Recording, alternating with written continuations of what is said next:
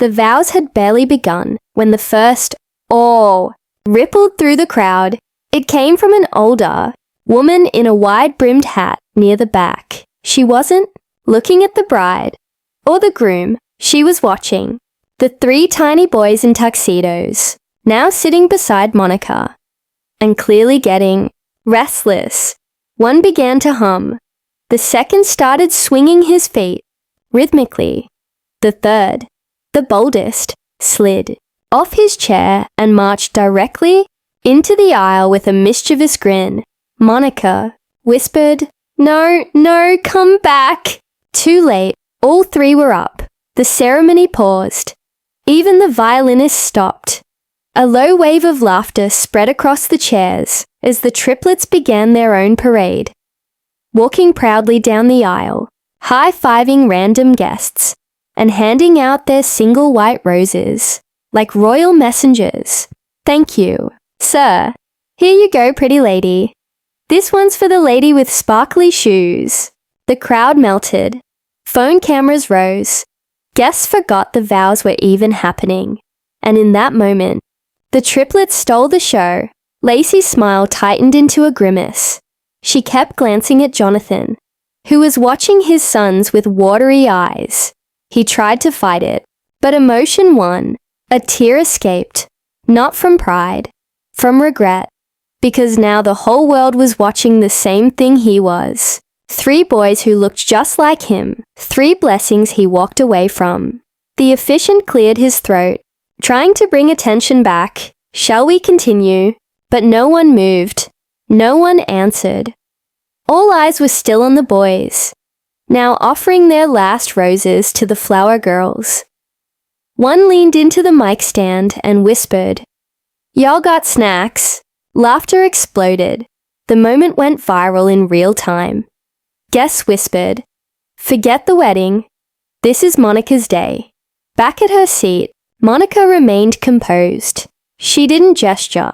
She didn't call them back. She simply sat, calm, regal, letting the moment happen, because she knew her children were not a disruption to this event. They were the reminder of what real love, real strength, and real legacy looked like. They didn't have to say a word. They just existed, confidently, joyfully, and unapologetically, and in doing so, they shifted the energy of the entire day. A woman at the end of the row leaned over to Monica. "Are they yours?" Monica looked her in the eye, smiled softly and said, "Yes, all 3, and all mine." By the time the low-side triplets made their way back to their seats, cheeks stuffed with macarons and giggles, the wedding no longer belonged to Jonathan and Lacey. It belonged to the moment, to the boys, to Monica. And as the violinists resumed playing, even they couldn't help but smile. But far across the garden, a photographer stood snapping candids, reviewing his gallery. Then he paused, zoomed in, clicked a frame. There, caught in the background of a perfect shot of the bride, was Jonathan, looking directly at Monica. Expression unreadable. The photographer tilted his head. "This one," he muttered. "This one tells the real story." The photographer slowly lowered his camera. It wasn't just Jonathan's expression that caught his attention. It was the silence behind it. A man, surrounded by celebration that wasn't meant for him, standing at the edge of joy he no longer had a right to. Back at the altar, Lacey adjusted her dress with a quiet breath. She didn't look, but she felt it. A shift in the room, a soft unraveling of the spotlight she thought she owned. But the show had to go on. The officiant cleared his throat again, voice now quicker, firmer, like he was trying to pull focus back to the script. "Jonathan and Lacey, you've chosen today to join your lives together." But the words hung in the air, hollow. Guests tried to listen, but giggles still floated from the row of children, legs swinging, cheeks full of stolen macarons. Jonathan, eyes still fixed on Monica, took a breath. He wanted to say something, but didn't, because in that moment, Monica looked back, not with anger, Not with sadness, with peace. The peace of someone who built something real. The peace of someone who no longer needed to explain herself. The peace of someone who won, without ever needing to win him back. And that look became the answer to a question Jonathan never had the courage to ask, because there was nothing left to say. Lacey's I do came next, clear, rehearsed. Jonathan's followed, slower, measured, like he was reading someone else's lines. The crowd applauded, trying to recapture the magic, but everyone knew, even if no one said it out loud, they knew. The heart of this wedding wasn't on the altar. It was in the middle row, in the arms of love that didn't need a microphone, in the scent of vanilla cookies and soft boyish laughter. And later, as the DJ turned up the music and champagne glasses clinked, 3 tiny princes ran wild through the garden, playing hide and seek with the flower girls. No stage, no vows, no spotlight, just joy, just legacy, just love. Exactly where it belonged.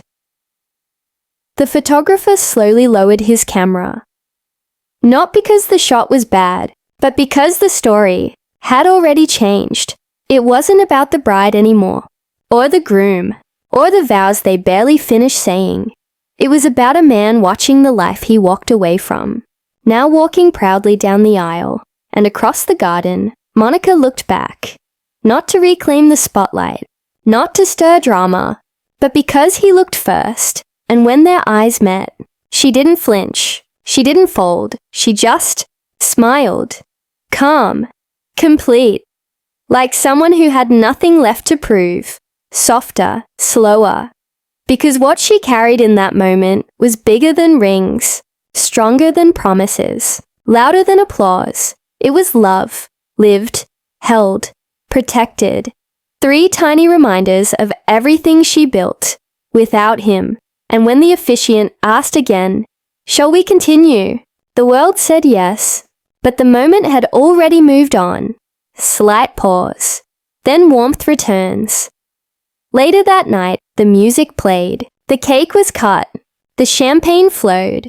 But no one talked about the kiss. They talked about them, the boys, the roses, the joy that refused to sit still. The wedding belonged to Lacey and Jonathan. But the story belonged to Monica, and the legacy she never had to defend. Final line, slow, steady, powerful, because some love doesn't need a spotlight. It just needs a seat at the table, and a reason to smile back. The wedding was still a week away, but Monica was already turning heads. And not just online, in group chats, in bridal circles, in quiet country club whispers. People were talking, and though the official guest list never leaked, one name kept resurfacing like a legend. Monica Blake, the ex-wife, the mother, the mogul, the mystery. At home, Monica moved with calm precision. No nerves, no second thoughts, just intention. This wasn't revenge. This was reintroduction. She wasn't going to the wedding to ruin it. She was going to elevate it by existing at her highest level. Her stylist arrived with racks of designer gowns flown in from New York, Paris, and Lagos. But Monica stopped them after only 3 dresses. "This one," she said, running her fingers over deep green silk with hand-stitched gold threading, regal but simple. The stylist said. Monica nodded. "It's not about the dress. It's about the message." And what message is that? She turned to the mirror, met her own gaze, and said, "I don't need to speak. I am the statement." The next day, she visited her tailor for the final fitting.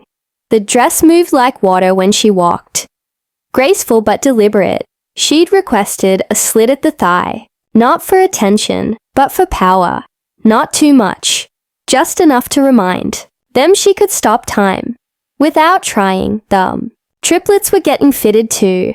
Cream tuxedos, with matte black lapels, and little velvet loafers. They giggled and ran around the boutique while Monica sat on a velvet bench, watching them, These boys, her assistant whispered, are about to steal the entire show. Monica smiled. They already have, she said. The driver for the Rolls-Royce arrived on Thursday for a test run. He was punctual, polite, and completely unaware of the media storm surrounding his future passenger. When he asked, "Should I pull up to the main entrance or side gate?" Monica looked up from her phone and replied calmly, "Main entrance. I don't hide." Friday morning, the day before the wedding, Monica held a quiet team meeting at her townhouse. It wasn't about orders or content. It was about alignment. "I want peace," she told them. No tweets, no commentary, no dragging. We don't feed gossip. We feed purpose. Everyone nodded. Then one of her assistants asked gently, "But just between us, how do you really feel about going?" Monica paused. She looked down at her hands, once calloused from packing boxes, now holding opportunity with grace, then said, "I feel ready, not to be seen by them, but to remind myself who I became." When no one was watching, that night, she tucked the boys into bed and kissed each forehead like it was a crown. She opened her closet one last time, looked at the gown, ran her hands over the fabric, then pulled a small box from the back of the shelf, the same one that had held Jonathan's goodbye note all those years ago. She opened it.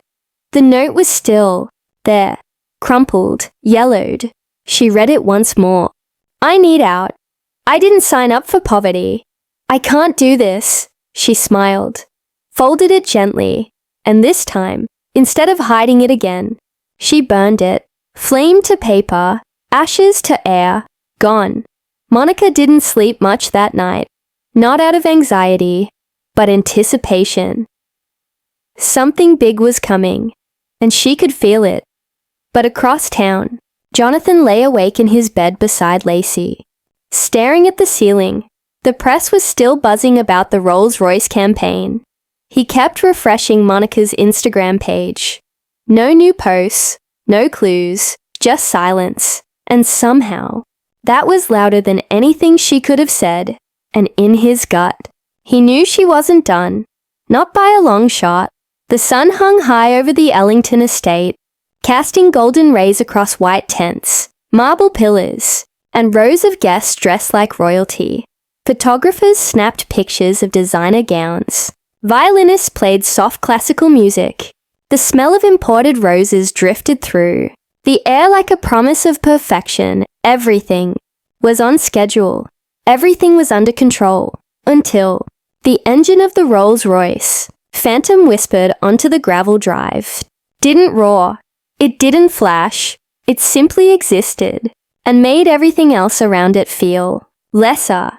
Heads turned, then necks craned, then gasps, like dominoes, rippled through the crowd because the car didn't stop at the guest drop-off. It glided all the way to the front of the estate, past the fountains, past the string quartet, past the valet, and stopped exactly at the beginning of the aisle. The kind of move only a queen would make, or someone who knew she belonged wherever she arrived.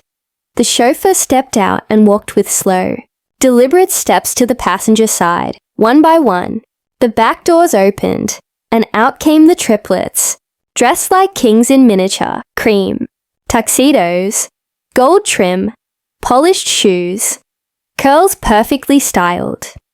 Each one holding a single white rose. The crowd stilled, cameras rose, mouths dropped. "Oh my God, they're identical. Those are his kids." The whispers started, then exploded, and then she stepped out, one leg first, golden heel hitting the stone like a gavel, then the rest of herd on emerald silk, clinging to every elegant curve, gold, accents dancing with the wind. Her curls pinned up into a crown that said, without a single word, "I'm not here for drama. I'm here for presence." Monica Blake didn't look like someone attending a wedding. She looked like someone attending her own coronation. Guests stood, some instinctively. Lacey, already at the altar, froze. Her hands tightened around her bouquet. Her jaw clenched. Jonathan forgot to breathe. The best man leaned over and muttered, "Bro, that's your ex." Jonathan couldn't speak, couldn't blink, could barely stand, because this wasn't the woman he left. This wasn't the girl who cried when he walked away. This was someone reborn. Monica didn't smile, didn't smirk. She simply walked, one hand at her side, the other resting lightly on the shoulder of one of her sons. Each child walked in sync beside her, like they'd practiced for this moment all their lives. But they hadn't. They were just following her energy, unshaken, unbothered, unmissable. The aisle had never seen anything like it. No music needed, no announcement required, just eyes, hundreds of them, watching the woman who turned tragedy into triumph, and wore silence like armor. She reached the front row. A seat had been reserved for her, though no one knew who reserved it. She sat, legs crossed, hands folded gently. The triplets climbed onto the empty chairs beside her. A cameraman zoomed in. A reporter whispered, "That shot alone will go viral." Lacey's father leaned toward her. "Why is she here?" Jonathan's pulse pounded in his ears. "She was invited," he said quietly. Lacey snapped her head toward him. "You invited her." Jonathan shook his head. "No, I didn't." And that's when he noticed the name on the guest list. Not Monica Blake, but MB Holdings, LLC, one of the event sponsors. His mouth went dry. She hadn't come as a guest. She came as a partner, and suddenly, it all made sense. The silent confidence, the Rolls-Royce campaign, the media buzz, the matching tuxedos. She wasn't crashing the wedding. She was funding part of it. The strings resumed their music. The officiant asked for quiet, but no one was really watching the bride anymore. All eyes kept drifting back to the woman in emerald, the one with everything to be bitter about, and not a trace of bitterness on her face. Then, just as the ceremony began, Monica reached into her clutch, pulled out her phone, and began typing a tweet, just one line. "Don't worry, this isn't even the climax." Then she locked the screen and smiled. Success didn't arrive with fireworks. It came quietly, in small wins that stacked like bricks. An email here, a new customer there, a moment of peace between feedings, a deep breath, a night with 4 hours of sleep instead of 2. Monica didn't notice at first, not until one morning, standing in her new kitchen, watching sunlight pour through the windows onto her freshly mopped floors, that it hit her. She wasn't surviving anymore. She was thriving. It had been 9 months since her first sale. Her baby brand, Born Bold, now had a team of 3 part-time mums she hired from her community. They worked while their kids napped. Monica built flexible schedules for them. No clocking in, no micromanagement, just real work for real women trying to do it all. And she paid them well. Orders came in daily, not in the hundreds anymore, but in the thousands. She upgraded from her cramped apartment to a 2-story townhouse with warm wooden floors and a little patio out back where she'd sit with a mug of tea and watch her kids play in the sunlight. It wasn't a mansion, but it was freedom. She got her body back, not the old body, but a stronger one. One that carried 3 babies and a mountain of stress. One that stretched but didn't break. One that held up a company on sleepless nights and still had the energy to dance in the kitchen to old Beyoncé songs. With her kids, she took selfies again, not for likes, for proof that she was here, still standing, still glowing. She started posting more reels of her packing orders, organizing chaos, snuggling babies, dropping gems about motherhood and mindset. Her audience grew faster than she could track. and brands noticed. A black-owned baby skincare company offered her a joint product line. A feature ran in Mother Muse magazine under the title, "The Mom Who Turned Rock Bottom into a Brand." Podcasts called her a rising voice in modern motherhood. But Monica didn't chase celebrity. She chased impact. She hosted a free webinar on branding for single moms. She launched a digital course. She donated baby gear to shelters. And every time she opened her laptop to teach or sell or speak, she thought, let another woman find her power through mine. One morning, her assistant knocked on the office door. "You've got a DM," she said, grinning. "You might want to see this." Monica clicked. It was from a verified account, Rolls-Royce North America. They'd seen her brand, her message, her videos.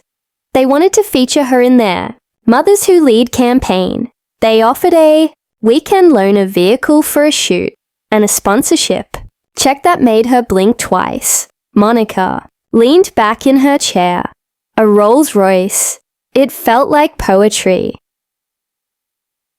The shoot was scheduled for mid-May, a Saturday, same weekend as the wedding. When her assistant mentioned the date, Monica just smiled. "Well then," she said, closing her laptop. "Let's give them something to look at." She had no intention of being petty, but grace could be a kind of revenge too. The kind that didn't raise its voice, but left an echo. She booked custom outfits for the triplets, matching suits with little gold sneakers. She called a designer for her gown, floor-length silk, rich, emerald green, that hugged her figure and shimmered in the light, and she requested the rolls in classic black. No need to scream, she would glide. The morning of the wedding, Monica stood at the top of her townhouse stairs. Her triplets were already dressed, bouncing with excitement. "You look like superheroes," she told them. They grinned, and one of them yelled, "We rich now!" She laughed. A full belly laugh that startled even her. She wasn't rich yet, but she was powerful, and free, and ready. As she descended the steps, her assistant handed her the invitation, the one she had thrown in the trash, and later asked to retrieve. Just in case. She glanced at it, then dropped it back in the trash. She didn't need directions. She was being driven. Outside, the Rolls-Royce purred at the curb, sleek and unbothered. The driver opened the door, and Monica stepped inside. She didn't look back, only forward. The past was behind her. Somewhere in the dust, with Jonathan's excuses and her old fears. The future. It was gleaming just ahead, and she was ready to roll right into it. The Rolls-Royce turned the final corner with the elegance of a whisper. Up ahead, the Ellington estate gleamed in the golden afternoon light. Acres of manicured lawn, fountains trickling in rhythmic harmony, and a crowd of guests already seated beneath white canopies trimmed in gold. String instruments played something soft and expensive. Everything looked like a scene from a luxury magazine. But Monica didn't flinch. She adjusted her gown, emerald silk, hugging her waist, cascading down to gold-accented heels. Her curls were sculpted into a crown, her lips painted wine red, her eyes lined with power.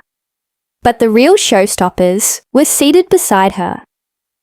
3 little boys in matching cream-colored tuxedos and gold sneakers, curls neatly picked, faces glowing, hands fidgeting with excitement. They didn't understand the weight of the moment.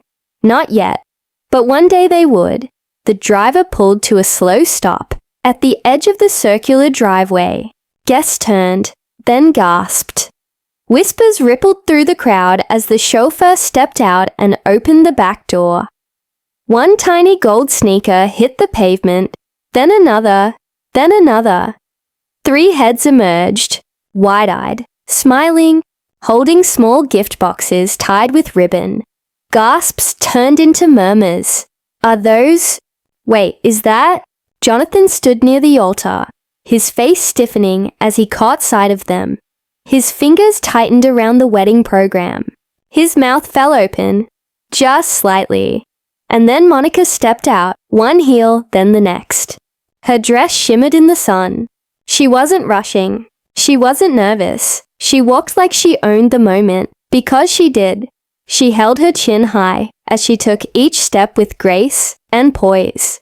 The triplets walked ahead of her, hand in hand, following the path like it was a runway. One guest whispered, "Those kids look just like Jonathan." Another murmured, "Oh my God, she's his ex-wife," but no one said it louder than their eyes. All eyes on her. Lacey, standing under the altar, went pale. Her father leaned in with a frown. "Why didn't you tell me she was coming?" Jonathan couldn't speak, couldn't breathe.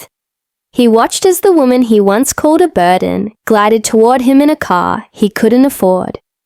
Wearing a smile he no longer had access to, surrounded by children he had abandoned, the triplets reached the altar first and handed their gift boxes to the usher. Then they turned and waved at the guests like little royalty. Someone snapped a picture.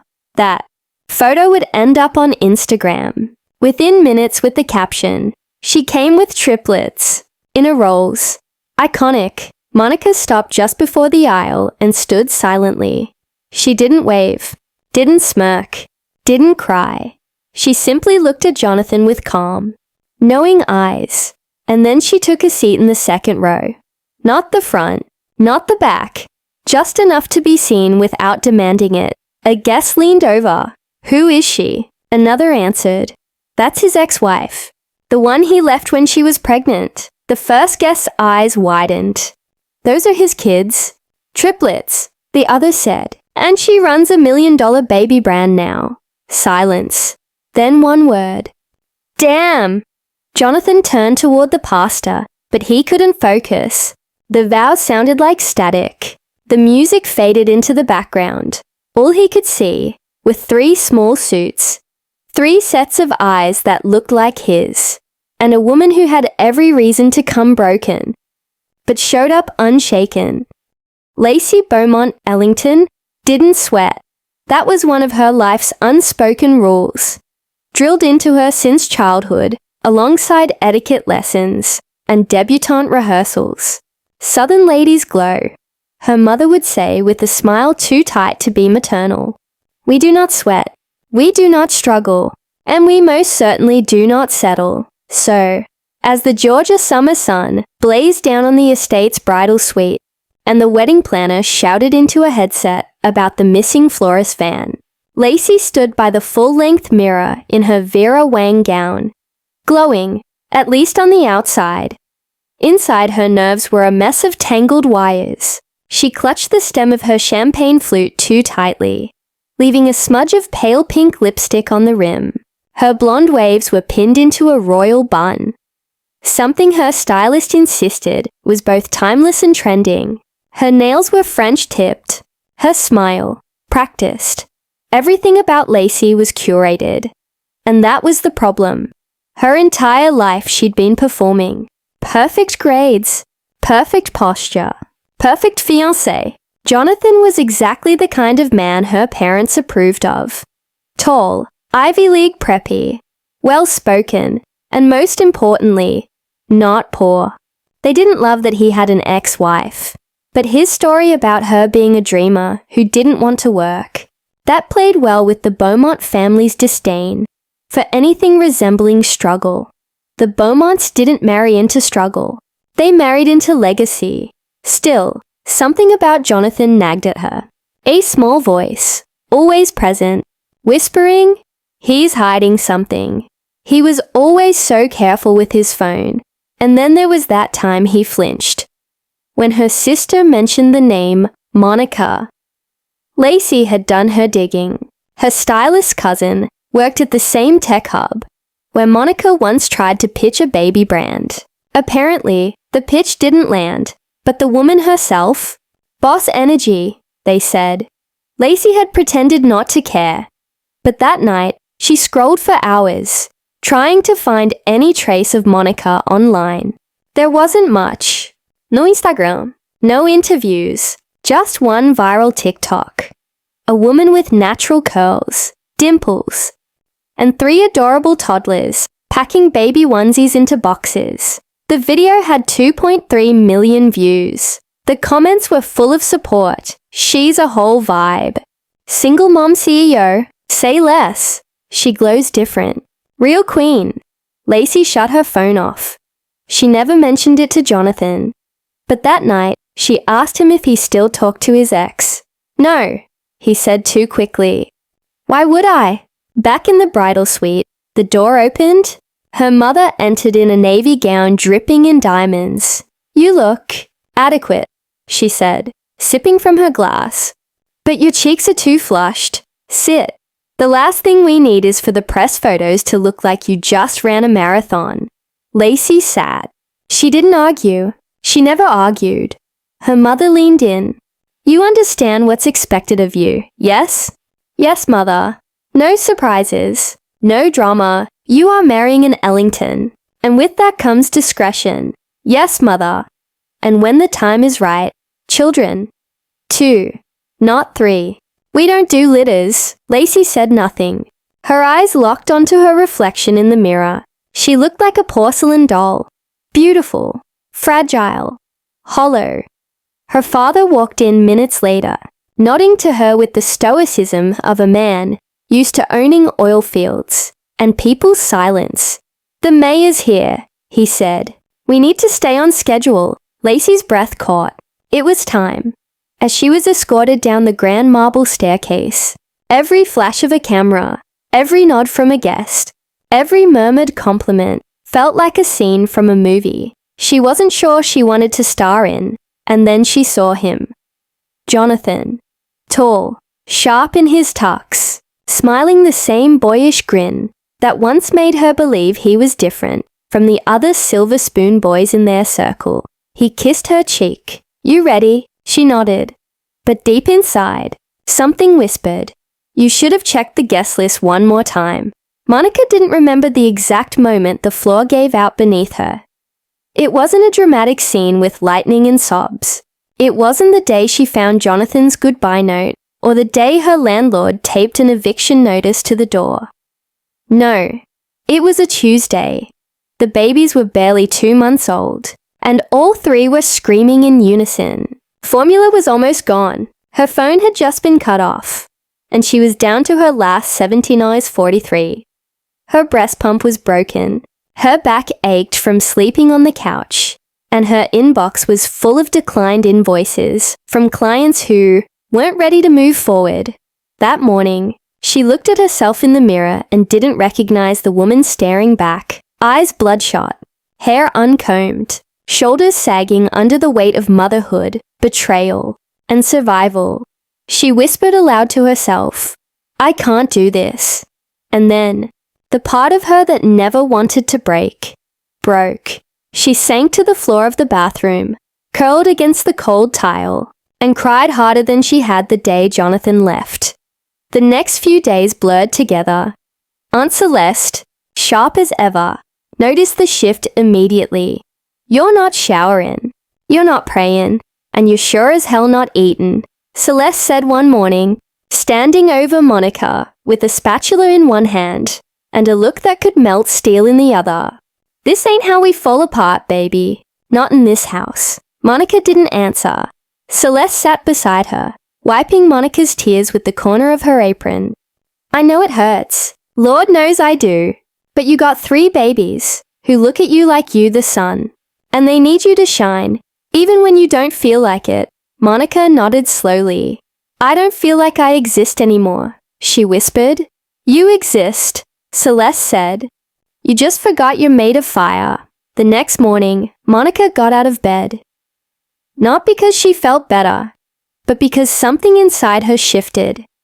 She fed the babies, showered, put on clean clothes, brushed her curls into a puff. Then, she opened her laptop. Her old design clients had dried up, but she still had her Canva account and a folder full of baby onesie mock-ups she never released. She stared at the screen, her hands hovering over the keyboard. What if no one buys? What if I fail again? What if I'm just a mom with nothing left to offer? And then, another voice inside her, tired of being ignored, whispered, what if you don't? What if this works? What if this is how you rise?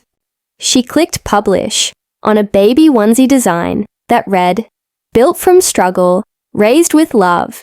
She posted it to Twitter and logged off. That night, Monica stayed up nursing one of the triplets. The TV played old reruns in the background as she rocked gently in the chair. At 2:47 a.m., her phone buzzed. Somehow, the Wi-Fi still worked. It was a notification from PayPal. You've received $18.95. Then another, you've received $56.82. Then her phone lit up with dozens of notifications, tweets, DMs, likes, retweets. This is the most beautiful onesie I've ever seen. Whoever this mom is, she's a warrior. Just bought 3. Supporting Black motherhood. She blinked at the screen, stunned. Within 24 hours, she had 600 orders and counting, her eyes filled with tears. But this time, they were from something entirely different, hope. Over the next few weeks, the apartment transformed. Boxes of onesies filled every corner. Monica hand-packed each order with tissue paper and handwritten notes. Celeste helped fold. The triplets babbled in their playpen, surrounded by stacks of shipping envelopes. Monica posted behind-the-scenes videos to TikTok. Baby on her hip, laptop on the counter, boxes in the background. One video hit 1 million views in 2 days. Suddenly, a baby brand reached out for a collab. Then a lifestyle blogger.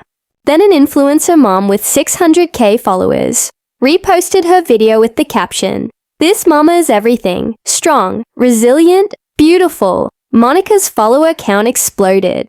Her Shopify store crashed from too much traffic. She laughed out loud when it happened. She wasn't just surviving anymore. She was building, but the money didn't fix everything. At night, she still struggled with exhaustion. She cried in the shower sometimes, remembering the man who left her at her lowest. She'd see couples in the grocery store, laughing, pushing carts, holding babies, and feel the sting of what was taken from her. But she also remembered something her aunt once told her. Every storm runs out a rain, and Monica was no longer drowning. She was learning to swim. With 3 babies in her arms and a new future on the horizon. 6 months after that first viral post, Monica signed a brand deal with a luxury baby product company. The contract came with a 5-figure advance. She bought her first car, not new, but hers. She moved into a townhouse with more space, sunlight, and silence. The triplets had their own room. She got a real bed again, and one quiet night, while watching her baby sleep, she whispered, "We made it. Not all the way, not yet, but out of the hole, out of rock bottom." And that was enough.